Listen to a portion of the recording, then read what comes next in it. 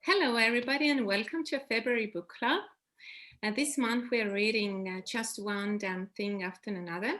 I am Maarja and today I have with me Philippe, who is leading this month's book discussion, and no other than the best-selling author Jodi Taylor herself. So, hello everybody, hi. Welcome, Jodi. It is so nice to have this opportunity to talk to you in person. Thank you very much for asking me. So we have a bunch of questions for you and just let's dig in. So good. How did you first start writing and what compels you to keep on doing that? Because it's not an easy job to write books. Well, to answer the second part first, what compels me to do it is that I simply cannot stop. Writing is addictive. I think Terry Pratchett said it's the most fun you can have on your own, and it is. I simply cannot stop. I can't imagine what I did before I started writing. And I started writing. I had a job in local government and I was just tootling along, doing nothing very much. And I was offered the opportunity to go and live and work in Turkey. So I disappeared off to Turkey and worked there for a number of years and had a lovely time. And then I retired. And I've worked hard all my life. And now the time had arrived when I could legitimately sit in the sun and do nothing. And I think I did that for about 5 days. And then I was bored out of my skull. And I thought I would see if I had the mental discipline to write a book, to think of a story, to organize the information, the self-discipline to sit down and do it every day. And that was all that I wanted to do. I had no plans to publish it. I had no plans to write lots of books. Everything that has happened to me has been the result of either very bad planning or completely by accident. I can take no credit at all. That's wonderful. I just heard a little bit of Max coming through, You were able to sit 5 days. She is not me. She's much braver than I am, very much better organized. And I know she has a bit of a weight problem, but she's slightly thinner than me because I have lockdown hair and lockdown waistline as well. Okay, so talking about Max and your characters. So how did you invent Max? Did you base her on someone from real life, or did you just put together bits and pieces? No, this is something else I got wrong as well. If, for instance, anyone out there is thinking of writing a book, this is how not to do it. I thought of a character and I thought of the name first of all. I was going to call her Mad Max, which is why she was known as Madeline Maxwell. And I thought this would abbreviate nicely to Mad Max, which would just about sum up the character. I wrote the first book. I wrote the second 2, 3 or 4 books. And it was only about 2 years down the line that I realized I'd forgotten to mention this completely when writing the book. So I don't know what that makes me. Not very bright. Well, but still... Actually, Maarja, if I could interject, I have sort of a question about Max as well that we didn't sort of mention before. So obviously, there's a lot of hints, and in later books you talk a little bit about some traumatic event that has happened to Max in her past. Is this something that's ever going to be revealed in the series at a later point? Yes, it is. I think in book 4, she and Leon, who are on the run, and I don't want to give too much away, obviously, they have a moment when they discuss this, and most of it comes out. It's Max, of course, so you never get the full story, exactly. Because she's incapable of doing that, I think. Yeah. Okay, great. Okay. But still, about the character of Max. She's such a strong character and such a strong woman to come through all of those things, and she's so loyal and smart and everything. So it's hard to imagine for all of this to be together in one person. So how did you yourself have said, you have a question down here. Yes. Why does she do such silly things occasionally? And that is why she does such silly things occasionally. You can't have somebody who is absolutely perfect. So you can have a heroine who is smart and brave and funny, but at the same time is incapable of performing even the simplest task in a kitchen, or who can't drive a car. And I can't, well, I can drive, but the family staged an intervention and I've been asked to cease driving, which I thought was particularly unkind. And you're supposed to write about what you know. And there was no way I could describe a cool heroine driving through the countryside at top speed, because that never happens to me. Yeah. My driving consists of stopping because I'm lost or telephoning somebody to come and pull me out of a ditch. Okay. But what about Leon? I remember last summer when my sister was reading the first book, because I didn't read them in order. And he said that the only problem with this book is that the one starts to question why their husband isn't like Leon Farrell.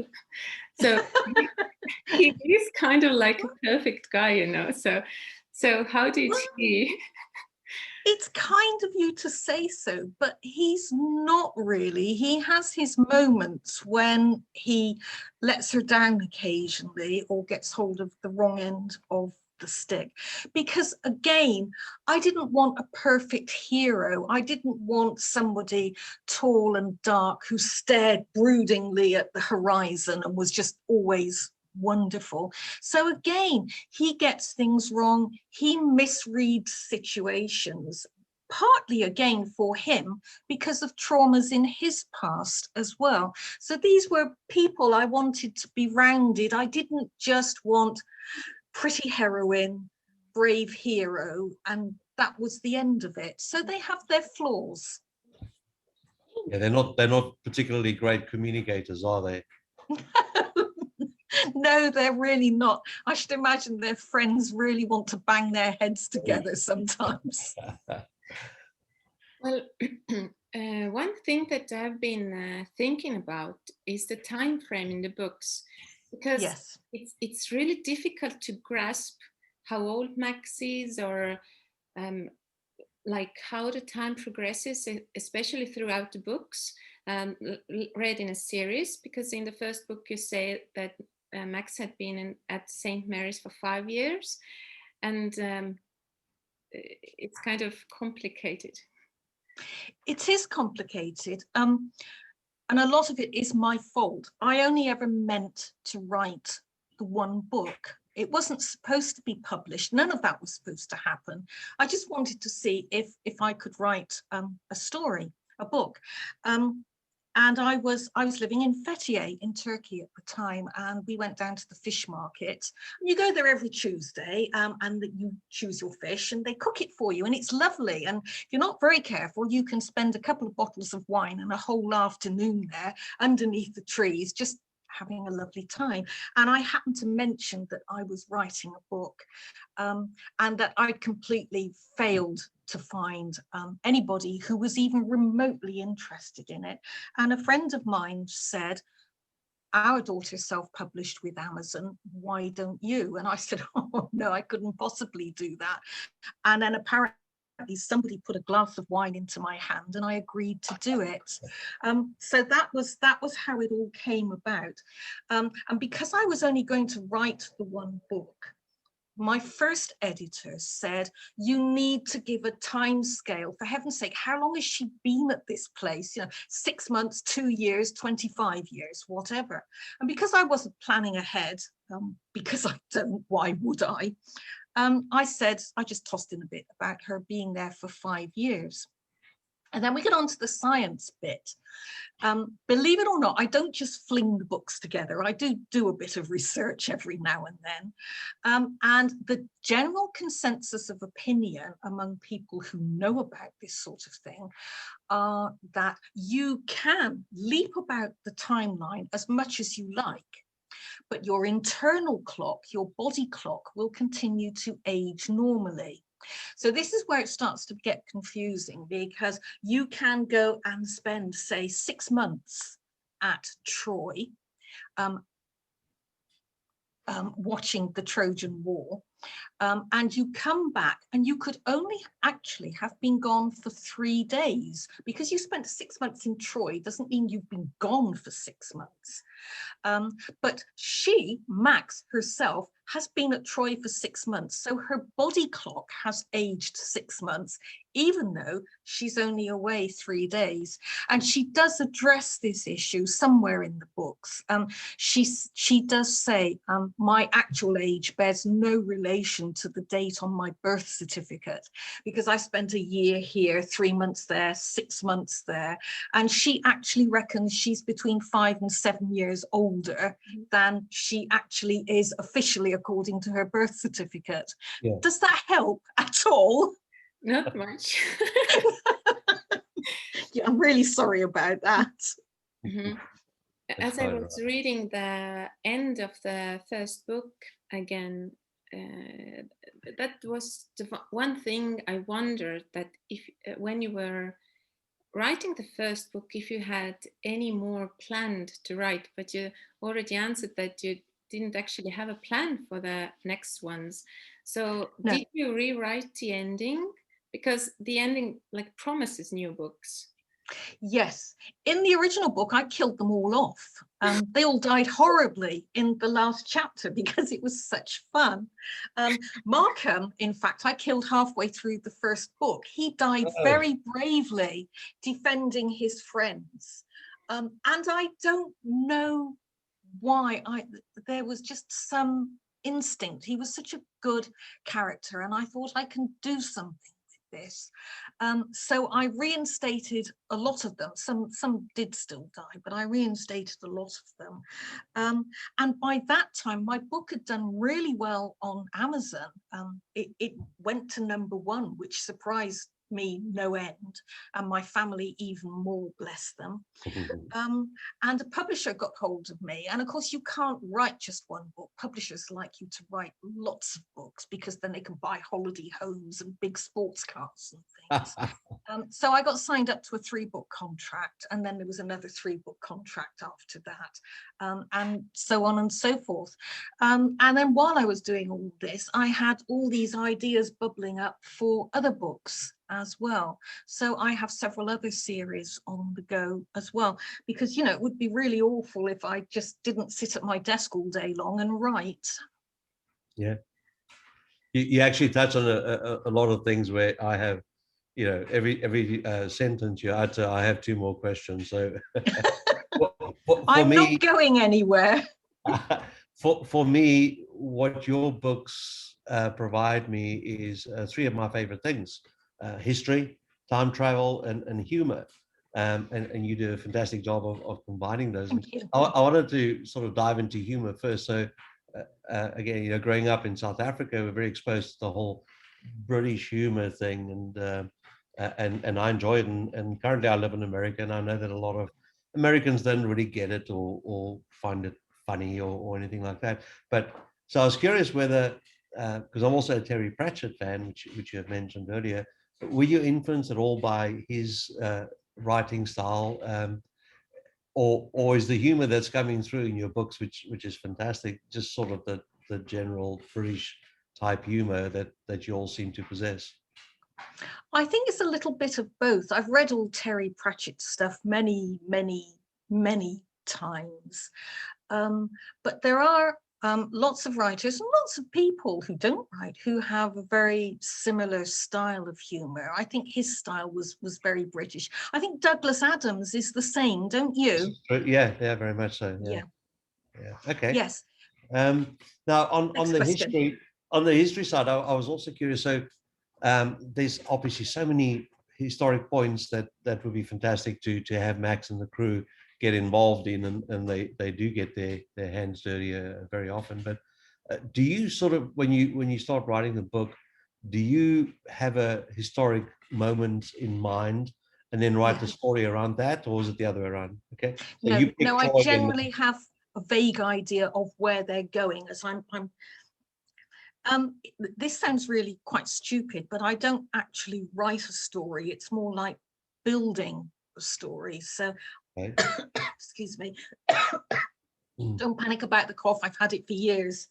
I have the framework, and there are usually three main threads to a St. Mary's story. There's St. Mary's themselves and what they're getting up to, usually something explosive and catastrophic.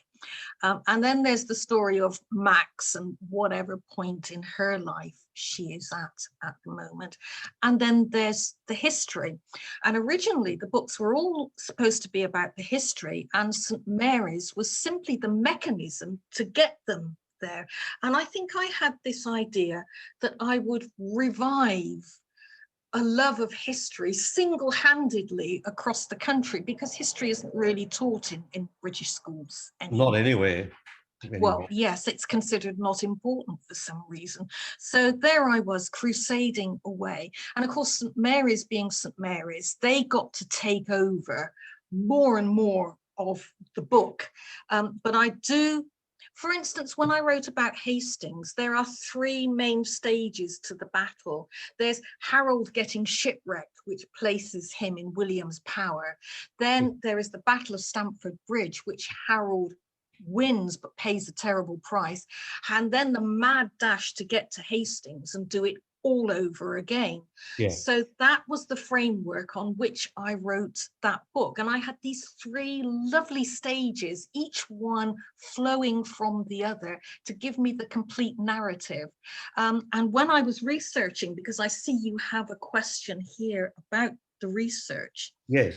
I read everything I could about Hastings. Okay.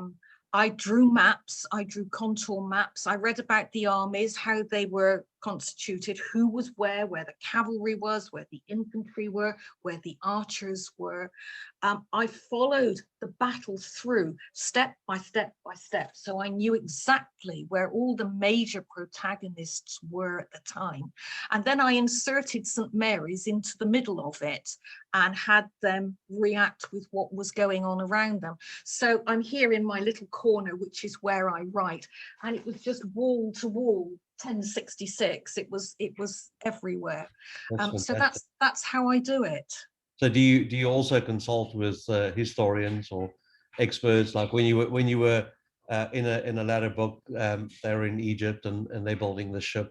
There's some pretty detailed ideas around that particular shipbuilding process. Is that just from your reading, or do you go and seek out experts to get some? No, that was reading and imagination. I do have experts whose advice I seek sometimes. I don't just go ahead and break the law willy-nilly. I break the law very carefully and according to proper instructions from a lovely bloke called Phil, who advises me how to break the law properly without messing about. I spoke to an archaeologist once about when they bury a sword 600 years later, how much of that sword could actually expect to have survived. So little technical details. When I did the one about Egypt and them being caught in the flash flood that saved the tomb of Tutankhamun, I did actually speak to the scientist whose theory that was, and he very kindly gave me permission to use it in the book. Oh, that's excellent. So it's a kind of mismatch. I sort of grab whatever I can, decide how I want things to happen, and then look for evidence that couldn't have happened. And so long as I don't find evidence that it couldn't have happened, I assume that it could have happened, and away I go. I think you do the little details that I really appreciate, like the burning of the bread, the cakes, and all the chaos that surrounded that. That was it had me thinking for days about that. I was like, oh, that's a great take on it. Well, could that really have happened? Possibly, who knows? Well, we like to think it did, in the same way I think Scottish people like to think the legend of King. I can't remember the king's name, and the spider, Robert the Bruce and the spider in the cave as he watches the spider try time and time and time again. I mean, obviously, as an English person, I wish the spider had just fallen off its web and gone away. I'm sure the Scottish people would enjoy that. So talking about killing people, you have alarming frequency in your books, you know, like I just get to really enjoy a character and then Jodi decides to just off him, you know, with no remorse and no explanation. I can't stop myself. I think there's something wrong with me, quite honestly. What I wanted to do, this was a conscious decision. When I invented my characters, I didn't want a group of characters like a TV series where they get into peril every week, but you know that they're going to come back next week, and there's no real jeopardy there. I wanted my readers to know that if my characters got themselves into difficulty, there was a very good chance that they wouldn't make it out alive. And sadly, the more popular the character, the more grisly their fate is likely to be. I'm so sorry. Just put it down to there's something the matter with the author and move on. That's okay. I think we all secretly have that guilty pleasure. So I think that really adds a good twist to it. And one thing I really appreciate, I read a lot of time travel books. And the one thing that you don't do, which I'm very grateful for, is that you don't use the time travel component to go and save everybody all the time. And that makes it more real for me and fits in with the way that you explain the time travel piece. Believe it or not, I did put some thought into this, and I did do some research, and it seemed to me when I was sort of building things, inventing St. Mary's and my characters, if you could go back, if something went horribly wrong and you could go back and do it again and put it right, again, where's the jeopardy? Now, as far as I know, there is no scientific reason why two versions of you shouldn't be in the same place at the same time. But it's just a theme that I've returned to throughout the books. You must not be in the same time as another version of yourself, otherwise something horrible will happen. And of course, in the last book, something horrible did happen. It did actually occur. Somebody was in the same place twice, the same time twice. So that was something that I built in, because otherwise it's just too easy. You can just keep going back and doing it again and again until you get it right. Yeah, no, I really appreciate that, because in many authors' cases, they do that. You know, everything is a happy ending because it's time travel. You can go back and keep fixing it over and over again. So, I appreciate that. So, the most important question that I have for you today is, why on earth does Markram not have his own spin-off series yet? Because he's by far my favorite character. Maybe I see a little bit of myself in him, I think, but I love him. He's lovely, isn't he? I'm so glad I dug him up again. But he did die very bravely the first time around. Yes, he's a lovely character. I've written a couple of short stories from his point of view, just to try my hand at being a man, so to speak. And it was very enjoyable. I like his secret. You never know what the true Markram is like, and his education and his relationships and things like that. I really enjoy that component, and I hope that Markram is there to stay. No spoilers, but you will get to discover who he is one day. I look forward to that. Yes, I shall say no more, because otherwise I'll have to kill you otherwise. So I wanted to talk a little bit about the sort of time period. So there's a lot of references to some high-tech futuristic things, the hollows, the Mars project, and the blasters and stacks. And then I think in two spots you mentioned a laptop, which just seemed droll by the standards, and you know, the old cars and things like that. So in your universe, have you created this whole world that Max lives in, or do you just sort of bring a few pieces and let us all guess and make it up in our own heads. It's a little bit of everything, actually. I didn't do science at school. I went to a girls' school, so I can embroider, should I ever wish to do so, and make nice pastry, although it's not that nice. Pastry should not be grey, trust me. So I didn't do science. So I'm you're supposed to write about what you know, so I immediately decide to write about science. And I did some basic research on time travel and whatever. But what I mostly wanted to do was invent a world that people could see quite recognizably was not quite here and not quite now.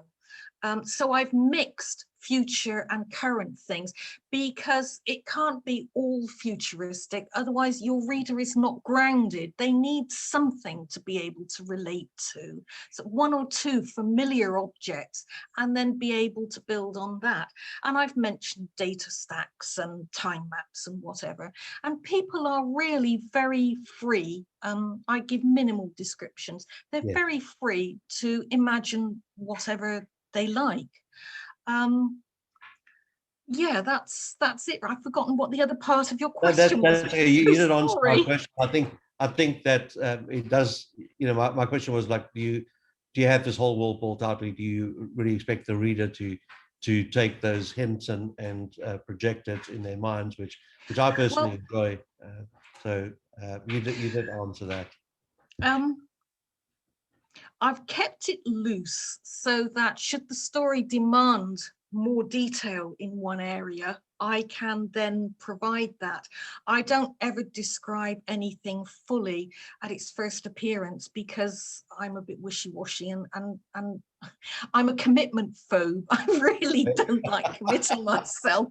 And I have a character or a piece of equipment or an idea, and I don't want to tie myself down, which is why sometimes a theme is explored through several books, if that makes sense. It means that I've woken up at 3 o'clock in the morning and suddenly thought, oh, I can put that in the next book. And because I haven't described it in a previous book, I'm free to do so. That's a very smart approach, actually.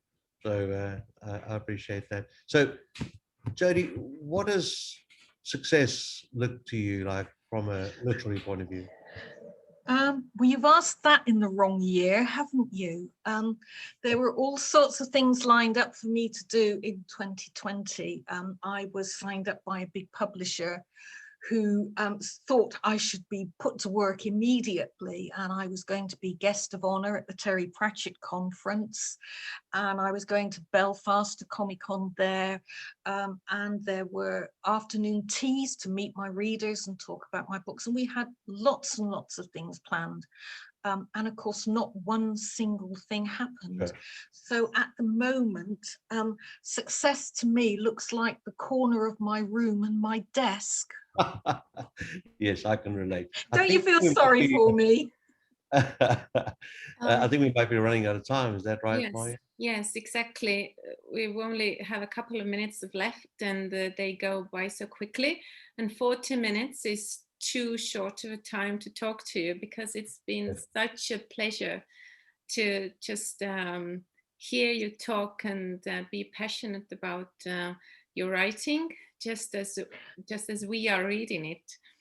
It was lovely to meet you, and perhaps we can do it again, and you can ask me the other 156 questions that you never got to ask this time. I will hold you to that. I would appreciate that very much. And your bookcase, of course. Yes, and my bookcase, and I'll send you a bottle of wine. You can drink it while we ask all the questions. How about that? It sounds like a Max thing, you know. Yes. So sadly, I'm on water.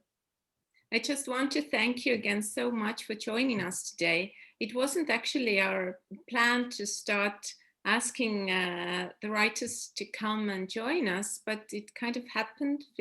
Philippe suggested it, and I'm so happy for it. And I'm sure many of our readers will take the opportunity to actually see who's behind the book. But any minute now, the call is going to end. So everybody, thank you for joining us. And thank you so much, Jodi. It was lovely meeting you. It was lovely to meet you two as well. I hope to meet you again someday. And it's lovely to be able to meet readers as well. Writing is very solitary. I imagine so, yes.